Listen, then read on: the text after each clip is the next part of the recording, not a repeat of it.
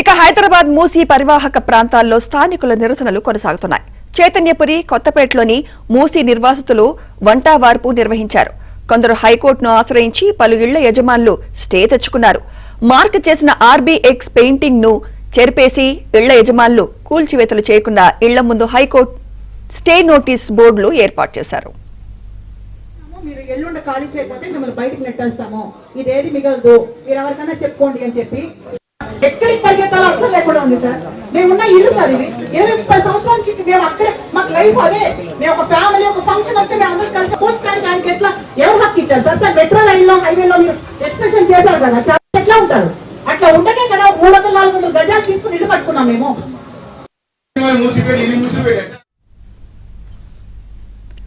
So Hyderabad Musi పరివాహక ప్రాంతాల్లో స్థానికుల నిరసనలు కొనసాగుతున్నాయి. ఇదే అంశంపై మరింత సమాచారం హైదరాబాద్ చైతన్యపురి నుంచి మా ప్రతినిధి నుమాన్ అందిస్తారు. నుమాన్, మరి యజమానులు స్టే తెచ్చుకున్నట్టు తెలుస్తోంది, పూర్తి అప్డేట్స్ తెలియజేయండి నుమాన్.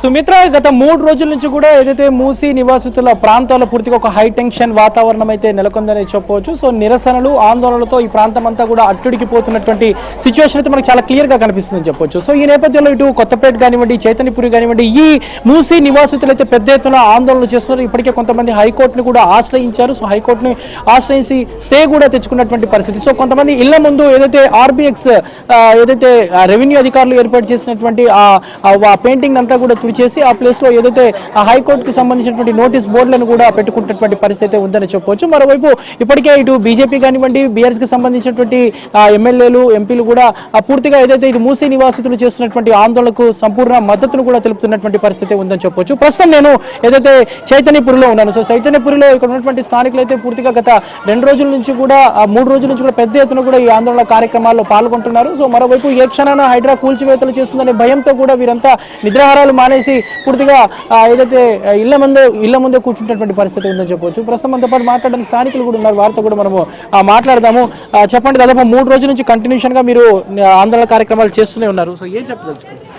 ఈ ఆందోళన చేయడానికి కారణం ఏంటంటే సర్వే చేసే వాళ్ళు మాకు ఎటువంటి చూపించట్లేదు. ఎక్కడ వరకు వస్తుంది మూసీ బార్డర్, ఎక్కడ వరకు వస్తుంది, ఎఫ్టీఐలు ఏంది, బఫర్ ఏంది, ఏ విధంగా చెప్పకుండా ఈ నుంచి ఇది మూసీ బెడ్ అని చెప్తున్నారు. ఇక్కడ మూసీ బెడ్ సాయిబాబా ఆలయం కట్టి దగ్గర 30 ఏళ్ళు అవుతుంది. ఇది మూసీ బెడ్ అంటారు. దీనికి సంబంధించి ఎంఆర్టీసీ చైర్మన్గా చేసిన మా ఎమ్మెల్యే గారు దేవిరెడ్డి సుద్దిరెడ్డి గారిని ఆశ్రయించడం జరిగింది. ఈరోజు ఎమ్మెల్యే గారు వచ్చి ఎంఆర్టీసీ చైర్మన్గా చేసినప్పుడు ఆయన కొన్ని సర్వేలు చేశారు. ఆ సర్వే ప్రకారం మూసీ నుంచి 50 మీటర్లు లేదంటే తీసుకుంటే దానివల్ల కొన్ని ఎన్నో ఇల్లులు పోతాయి. ఒకవేళ ఆ ఇల్లులు పోయిన దానికి సంబంధించి ఆ ఇళ్లకు 2013లో కాంగ్రెస్ పార్టీ పార్లమెంట్లో ఒక యాక్ట్ తీసుకొచ్చింది. ఆ యాక్ట్ ప్రకారము ఇక్కడ ఉన్న వాళ్ళకి ఈ బిల్డింగ్ ఉంది. ఈ బిల్డింగ్ 2 కోట్ల ఖరీదు చేసేది ఉంటుంది. గవర్నమెంట్ వాల్యూ ఇక్కడ వచ్చేసి 23,000 ఉంది. 1:3 క్యాలిక్యులేషన్ చేసుకుంటే ఒక 66,000 లెక్క 2 కోట్ల ఉన్న ఇల్లుకి దాదాపు 1,50,00,000 1,80,00,000 గారికి ఇవ్వగలుగుతారు. అప్పుడు ఇక్కడ స్థానికులు కూడా సరే ఏదో డెవలప్ చేస్తున్నారు, మన హైదరాబాద్ని డెవలప్ చేస్తున్నారు అని చెప్పేసి ముందు రావడం జరుగుతుందని చెప్పి ఇలా క్లియర్గా మా ఎమ్మెల్యే గారు దేవిరెడ్డి సుద్దిరెడ్డి గారు క్లియర్గా ఎక్స్ప్లెయిన్ చేసి పోయారు. ఇది పార్టీలకు అతీతంగా అందరం కలిసి కట్టుగా, ఇది ఏ స్వార్థం లేకుండా అందరి కోసం మేము పోరాడుతున్నాం. ఇక్కడ మొత్తం ఈ కాలనీలో ఎన్ని ఇల్లు ఉంటాయి సార్? ఇక్కడ ఇప్పటికీ ఈ రెడ్ మార్క్ ఎన్నిట్లకు పెట్టారు? ఇప్పుడు ఆర్బీఎక్స్ దాదాపు మేము మొన్న అడ్డుకున్నామండి. అడ్డుకున్న తర్వాత ఆగిపోయారు. దాదాపు ఇప్పుడు 200 నుంచి 300 ఇళ్ళ దాకా ఆర్బీఎక్స్ అని పెట్టారు. సరే ఆర్బీఎక్స్ పెట్టండి, ఎక్కడ పెడతారు? మూసి బెడ్ మీద ఎవరైతే సింగిల్ రూమ్ వేసుకుని గుడిసేసుకొని ఉంటారు చూడండి, వాళ్ళకి కల్పించండి డబుల్ బెడ్రూమ్ ఇల్లులు.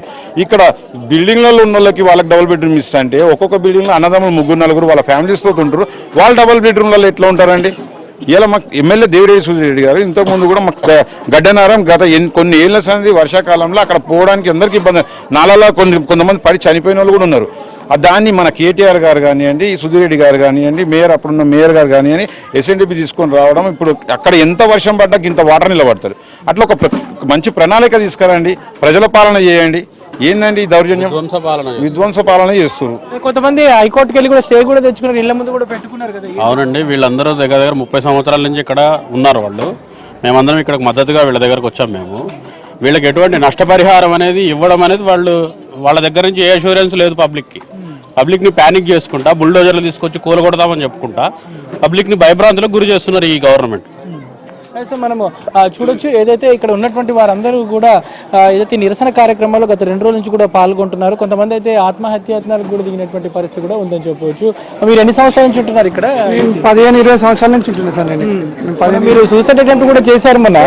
ఇప్పుడు ఒక కరెంట్ బిల్లు పెంచుకోండి, ఎక్కడో ₹1 కష్టపడి కట్టుకుంటాము. ఒక వాటర్ బిల్లు పెంచుకోండి, కష్టపడి కట్టుకుంటాం. కానీ ఉన్న ఇల్లు కూడా కొడతా అంటే ఎవరు కట్టుకుంటారు? ఇప్పుడు నా వైపు 9 నెలల ప్రెగ్నెంట్ ఉంది. ఇప్పుడు మా వైపు ఇప్పుడు కూడా సెలైన్లు ఎక్కుతున్నాయి. రండి మీకు చూపిస్తాను. ఇప్పుడు సెలైన్ బాటిల్ అక్కడే పెట్టి ఇక్కడికి వచ్చాను నేను. ఇప్పుడు ఎవరన్నా మాకు ప్రభుత్వం ఎవరన్నా మాకు సహాయం చేయగలుగుతారా? మేము ఎందుకు వెళ్ళాలి సార్? మేము ట్యాక్స్ కడుతున్నాం, road tax, out tax, property tax, GHMC tax అన్ని కడుతున్నాం. ఇవన్నీ పర్మిషన్ ఇచ్చేటప్పుడు ఏమైంది? అది బఫర్ జోన్లో ఉంది, ఎఫ్టీఎల్లో ఉందా, లేదంటే రివర్ బెడ్లో ఉందా అని చెప్పి మాకు చెప్పాలి కదా. మేము చెప్తే మేమైతే ఏదో ఒకటి క్యాన్సిల్ చేసుకోకుండా మేము కొనుక్కోకుండా ఉంటాం కదా. మేము 15-20-25 సంవత్సరాల నుంచి అక్కడే ఉంటున్నాం. మేము ఎప్పుడు ఏది లేదు. సుందరీకరణ ఎవరిని సుందరీకరణ చేస్తారు సార్? సార్ రాత్రి 3-4 గంటల వరకు పడుకునే లేదు సార్. బండి సౌండ్ వచ్చిందంటే ఎవరు వచ్చి రాలని, పెట్రోలియం బండి వచ్చిందా ఎక్కడి నుంచి ఏ బుల్డోర్ వచ్చి కూలగొడుతున్నా అని చెప్తున్నారు. టీవీలో మాత్రం మీకు ఏ హాని ఉండదు, మీరు ఒప్పుకున్న తర్వాతనే పంపిస్తామంటారు. మేము ఒప్పుకోవడం అంటే మాకు డబుల్ బెడ్రూమ్ మాకు అవసరం లేదు, మా ఇల్లు మాకే కావాలి. డబుల్ బెడ్రూమ్ 25 లక్షలు కాదు, 1,00,000 కోట్లు ఉన్నా సరే మాకు అవసరం కూడా లేదు. ఇది సిచ్యువేషన్. మొత్తానికి అయితే ఇటు మూసీ నివాసితులు ఉండేటటువంటి ప్రాంతాల దగ్గర అయితే పూర్తిగా ఇళ్ల ముందు హైకోర్టు నుంచి తెచ్చుకున్నటువంటి స్టే బోర్డ్స్ ను కూడా ఇట్లా ప్రత్యేకంగా ఫ్లెక్సీలను పెట్టి ఏర్పాటు చేసుకున్నటువంటి పరిస్థితి అయితే హైకోర్టు ఆర్డర్ కాపీలు ఏవైతున్నాయో వాటి ఇళ్ల ముందు అందరూ కూడా ఇట్లా ప్రత్యేకంగా ఏర్పాటు చేసుకున్నటువంటి పరిస్థితి ఉందని చెప్పవచ్చు. మొత్తానికి అయితే 3 రోజులుగా ఇటు మూసీకి సంబంధించినటువంటి పరివాహక ప్రాంతాల్లో కొంతమంది చాలా వరకు ఏదైతే ఒక 50% సహకరిస్తుండగా మిగతా ప్రజలు మాత్రం కొంత వ్యతిరేకిస్తున్నటువంటి పరిస్థితి ఉంది. దాదాపు ఇప్పటి వరకు మాత్రం ఒక 20 కుటుంబాలను ఏదైతే డబుల్ బెడ్రూమ్ ఇళ్లకు వారి నివాసితులు ఉండడానికి పునరావాస కేంద్రాలు ఏవైతున్నాయో వాటికైతే ప్రభుత్వం కొంతమందిని తరలించారు. సో మెజారిటీ ప్రజలు ముఖ్యంగా ఇటు చైతన్యపురి కానివ్వండి, కొత్తపేట కానివ్వండి, నాగోల్ దీనికి పరివాహక ప్రాంతాల్లో ఉన్నటువంటి ప్రజలు మాత్రం ఇంకా ఆందోళన అయితే కొనసాగిస్తున్నటువంటి సిచ్యువేషన్ అయితే మనకి ఇక్కడ చాలా క్లియర్ గా కనిపిస్తుంది.